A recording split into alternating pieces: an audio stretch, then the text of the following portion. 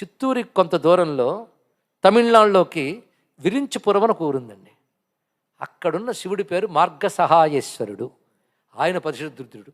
అక్కడ అమ్మవారి పేరు కామాక్షి. ఈయనకి మార్గబంధువు అని పేరు. అప్పయ్య దీక్షితుల వారు అక్కడికి దగ్గరలో అడయప్పాలెం అని ఊర్లో ఉండేవారు. ఆయన నడిచి వెళ్ళేవారు ఇక్కడికి.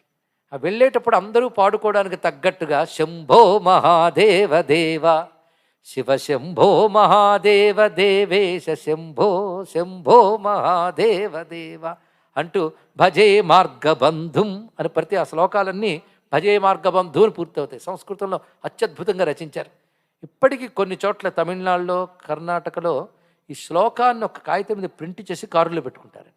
కొంతమంది అయితే ఆ రికార్డు కూడా పెట్టుకుని వెళ్తూ ఉంటారు. ఎందుకంటే పరిషత్ రక్ష మార్గాల్లో సహాయపడతాడు. మనల్ని కాపాడడం కోసం శివుడు ఎన్ని రూపాలతో ఉన్నాడో, ఎన్ని రూపాలతో, సూర్య రూపంతో ఉన్నాడు, పర్జన్య రూపంతో ఉన్నాడు, వృక్ష రూపంతో ఉన్నాడు, వాత్స్యాయచ గాలుల రూపంతో ఉన్నాడు. అంటే ప్రతిదీ ఆయన రూపమే అని తెలుసుకుంటే ఇన్నిట్లోంచి నిన్ను కాపాడుతున్నాడు.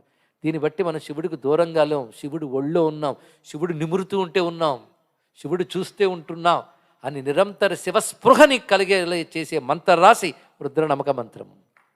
ఇన్ని విశేషం అందులో కనబడుతున్నాయి. అందుకే ఇవాళ మనకు భగవానుడు 55 రూపాలతో ఎలా వ్యాపించిపోయాడు, 55 కళలతో.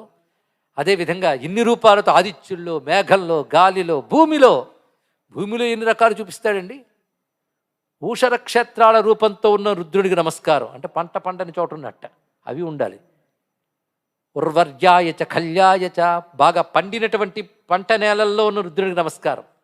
పంట నూరే కళ్యముల యందు ఉన్న రుద్రుడికి నమస్కారం. అక్కడ కూడా ఉన్నాడు. ఇలా భావన చేస్తే ఒక రైతుల రుద్రుడు కనబడతాడు. క్షేత్రాణాం పతయే నమః. అంతేకాదు యుద్ధం చేయడానికి సిద్ధంగా ఉన్న స్థిరధన్వనే యుద్ధం చేస్తున్న యోధుల రూపంలో ఉన్న రుద్రుడికి నమస్కారం అన్నాడండి. ఏం అద్భుతమైన భావం. అలాగే కర్మారేభ్య కులాలేభ్య కుండలు చేసేవాళ్ళ రూపంలో, పాత్రలు చేసేవాళ్ళ రూపంలో ఉన్న రుద్రుడికి నమస్కారం. అంటే ఎవరిని తక్కువ చేశారు ఇక్కడ? ప్రతి వాళ్ళలో రుద్రుని చూడరా అని నేర్పుతుంది ఇక్కడ. అది వేద విజ్ఞానం.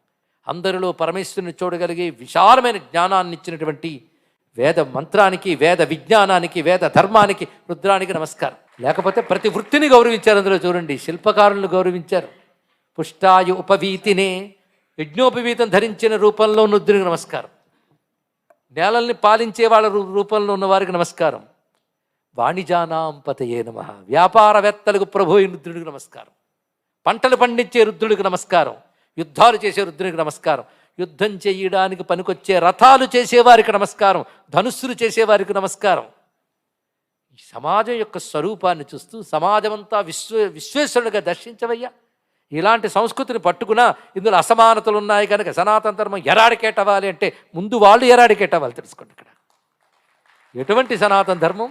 కమ్మరి కొలిమి అయినా కుమ్మరి చక్రమైన శివుని శక్తి అని చెప్పినటువంటి ఆ వేద శబ్దం ఎంత గొప్పది.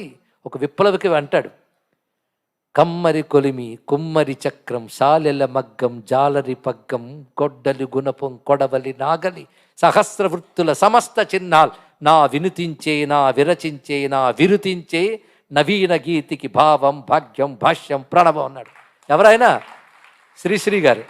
ఆయనకు పాపం రుద్రం చూసుంటారులేండి, కానీ మీరు నవీన గీత అన్నారు. కానీ మా సనాతన ధర్మ గీతి అది తెలుసుకోండి.